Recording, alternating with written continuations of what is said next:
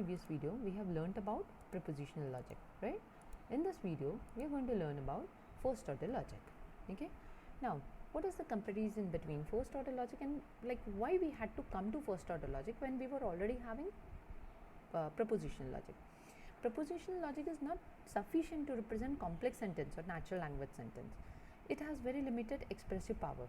Okay, so for example, if I want to represent, like propositional logic was only representing, we can represent only facts using propositional logic. For example, like that particular fact is true or false, only that thing you can represent using propositional logic. Okay, now if you have just look here, Sachin likes cricket, some humans are intelligent, or as your sentences become complex, you cannot represent them with the help of propositional logic. So you require certain powerful tool or powerful logic you need, okay, way of representing it. So you move to first order logic. This first order logic is also called as predicate logic, so they are one and the same. Okay, so you can see it is more expressive as compared to our previous ones. Okay, so it is built on the top of the propositional logic. This form of the logic handles representation in the form of predicates. Okay, so what do you mean by predicate? So any sentence, if you talk about, it is having two parts, like a sentence is having two parts. One part I call it as subject and the other part is called as predicate. What do you mean by subject? Subject is about whom I'm talking, and predicate is what I'm talking about, that particular subject. For example, the car is red. Over here, about whom I'm talking? I'm talking about the car. So the car is the subject. What am I talking about the car? That it is red. So is red is nothing but predicate. So if I want to represent it in the form of logic, what I'll write is R of x, where R is red. R means red and x means any object. So I write like this: red in round bracket car. Okay, so x is nothing but car. In general, we have to write in general. Okay, so red in round bracket x. So x stands for car or any other object about whom I want to say that it is red. Okay, so a sentence, it can be, now we will see how to represent this particular form of logic. Okay, syntax of this logic, syntax and semantics. For which type of logic we are learning? Predicate logic. Okay, so I say a sentence is divided into two. Sentence can be of two types. It can be atomic sentence or it can be a complex sentence. A sentence can be atomic or it can be complex. What do you mean by atomic sentence? Atomic sentence is the one which is having atomic means a single sentence. Complex means combination, connectives come in complex sentence, but in atomic sentence we won't have any kind of connectives. It's a single sentence. Okay, so now this atomic sentence is made up of a single predicate or predicate followed by number of terms. Now what do you mean by predicate? What do you mean by term? This we'll see. Here it is. Term. What is this term? Term is outside you have to write a function and you have to write various terms. You need to write comma, term 1, term 2 and so on. Okay. So predicate, for example, you can say blue, academic. These are, okay, we will see with the help of examples. That will be better to understand what you mean by this. So what I say as function, what do you mean by function? Function is nothing but it refers to other object indirectly. Okay, it gives a reference to other object indirectly. What do you mean by constant? Constant is nothing but someone's object for which we want to talk about. Okay, object for which we are talking about. This is reference to some other object.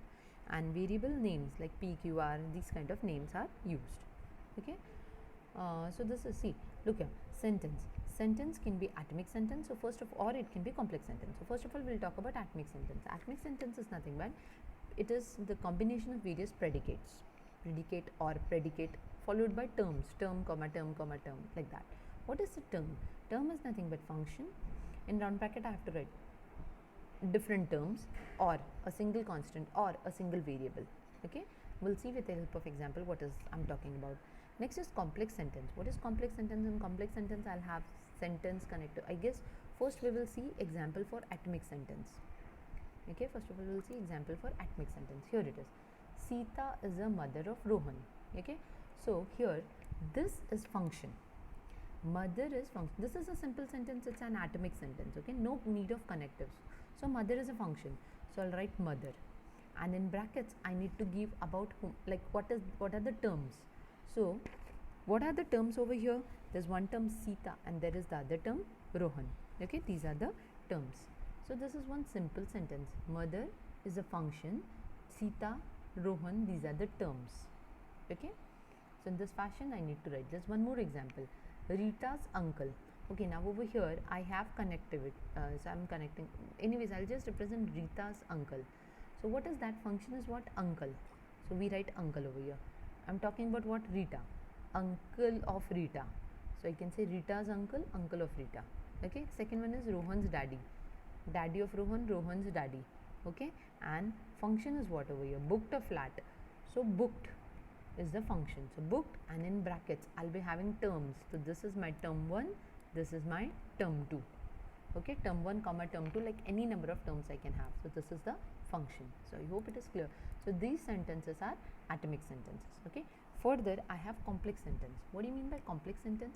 Here I'll have sentence which are joined with the help of connectives. Okay, different sentences which are joined with the help of connectives. Or what I can again have, I can have a sentence within a brackets, or I can have sentence within square brackets, or I can have quantifier. Now what is quantifier? We'll see further. Quantifier followed by variable comma number of sentences, or I can have negation of that sentence. Okay, so all if I have sentences of these form, that I call it as complex sentence.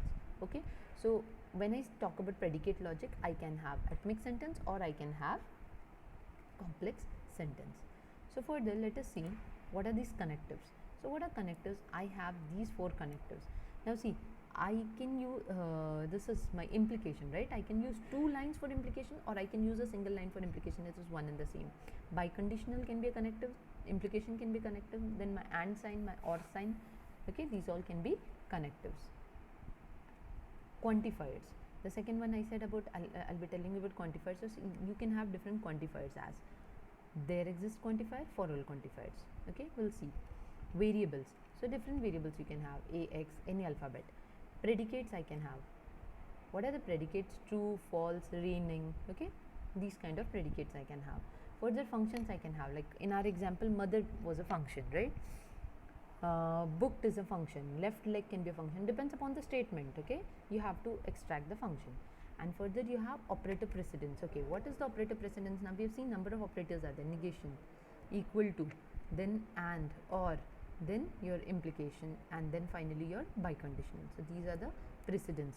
Okay, so let us see examples. So here again I have father of Rohan. I can also join sentences as this is a function father, whose function? Rohan. Rohan is a term, right? Or the object about whom I'm talking about. What I'm talking about?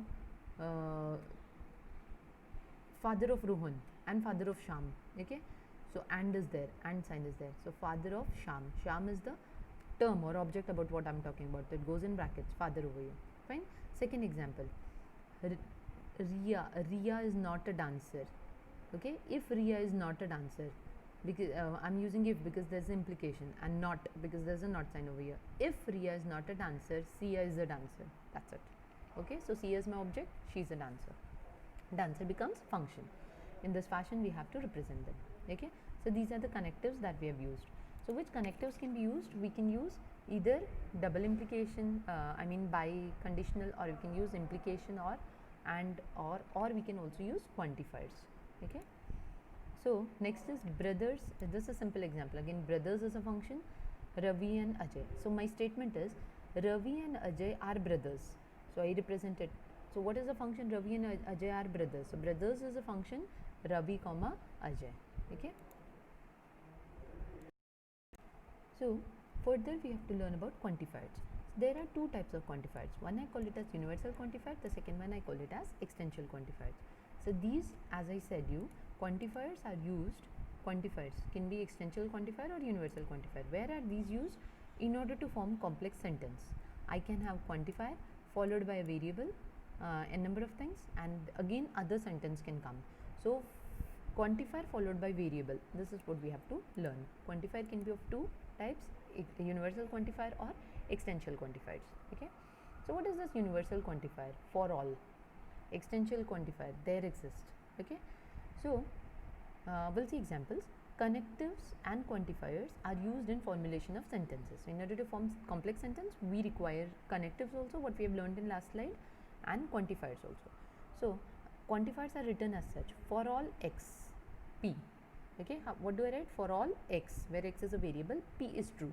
Okay, I want to say that for all the values of x, p is true, where p is the logical operation. For example, if my statement is all kids are naughty, I want to say that all kids are naughty. So I say it in this fashion, we represent it in this fashion. For all x, kid of x implies naughty of x. That means if x is a kid, x is naughty. What is my statement? My statement is for all the kids are naughty.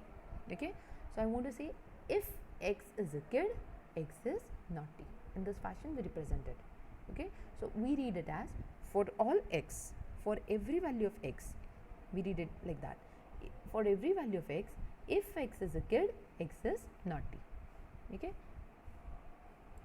so we have another statement as for extensional quantifier, that some people are kind. My statement is some people are kind. Okay, so I represent it as such, there exists some x, there exists some x such that that x is kind. Okay, so like there exists x such that this expression is true. Okay, p is a logical expression. So here this is example of p. So my statement was what? Some people are kind.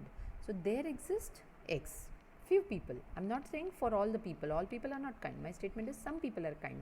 So because of some, we are using this extensional quantifier. Okay, so there exists few people, there are some people who are kind. Okay, so actually if we have this words as every, each, everyone, for all, at that time we use for all quantifier, each, every, everyone. Okay, if I want to address everybody, and if I want to address few people. Okay, so if I have the words like some, at least one, okay, at that time I use extensional quantifier. Let us see example. All men drink coffee. Okay, so what do I have? All men drink coffee. For as in x1 drinks coffee, x2 drinks coffee, okay, and milk. So my point is all men drink coffee. Okay, so I have something like, we call it as universe. So x1, x2 all are men, and all men come in this particular universe. So I must say that now I need to represent this particular statement, right, using quantifiers. So what do I say is for all x, because I'm talking about all men drink coffee, right? For all x, man, there like for all x, man of x drink coffee. Okay, so how will I read it? There are all x where x is a man. Okay, there are all x such that x is a man. Okay, who drink, so that x man drinks coffee. So in this fashion we can represent. I repeat, there are all x, there are all x where x is a man, x is a man. Here the type of man, so this is a man, right? Okay, so if x is a man, now you can say if x is a man, then x drinks coffee. Okay, so second one is some boys are intelligent. Okay, so x1 is intelligent, x2 is intelligent, like that. Few boys are there, they are intelligent. So I'm talking about boys, few boys. Okay, I'm talking about some boys. So I must say there exists x such that, okay, that x is a boy, that x is a boy, and here there's no need of s actually, x is a boy and x is intelligent. So I can read it as there are some x where x is a boy who is intelligent. Okay, so if some, few, these kind of statements are used, I'll be using extensional quantifier. We'll see few more examples on it. All birds fly. Okay, all birds fly. So because you're talking all, we will use for all, universal quantifier. For all x, okay, birds, bird of x, fly of x. So I can read it as for all x, if x is a bird, x fly. Okay, so if x is a bird, x fly. So here bird is a function, fly is a function, and x is a term. Okay, leave it. Every man respects his parent. Okay, now I'm talking again about every, so I'll go for universal quantifier. For all x, if x is a man, then he is going to respect his parent. Okay, so respects is again a function, so x respect his parent. So I'll read it as every, for all x, if x is a man, x is going to represent his parent, that man is going to respect his parent. Next one, some boys play cricket. Now I have some, so I'll be using extensional quantifier. There exist few boys, okay, such that there exists x such that x is a boy, and if x is a boy, he plays cricket. X plays cricket. Okay. Next statement is, not all the students like mathematics. Statement is so simple. Not all the students like mathematics and science. This is your statement. How will you represent it? Okay, now not. So what I'll do is I'll make my statement and I'll give negation for that whole predicate. Okay. So not all students. Now because we are talking about all, we are going to use for all. For all X, for all X, said that X is a student who like mathematics and like science also, but this whole part is negated because what is our statement? Not all the students like, so whole part is negated. Okay. One more example, only one student failed in mathematics. Only one student failed in mathematics. So there exists a student such that student, there exists X such that X is a student and failed in mathematics. Okay, failed in mathematics, and they, for all the other students, because only one has failed in mathematics, so the statement is only for one student. So I have to say that what about other students? So for all the other students, okay, such that X and Y are not equal, so X is removed out of the rest students. Okay, and those students, they are not failed in mathematics. So this statement says that only one student is failed in mathematics. Okay, either and instance relationship. Shyam is an engineer, so we have either also and instance also. So what I want to say over here, Shyam is an engineer. Shyam, engineer. These are my terms. What is the function? Instance. So I'll say instance. I represent it using instance. This is also one way of like representation. So I'll say instance Shyam, engineer. So Shyam is instance of this class engineer. Okay. All engineers are intelligent. So I want to say that all engineers are intelligent. So I can use either relation. So engineers are intelligent. So this is also like it can be used to represent. Okay. So further, okay, we finished it. Further we'll see in our next unit, next video. Thank you.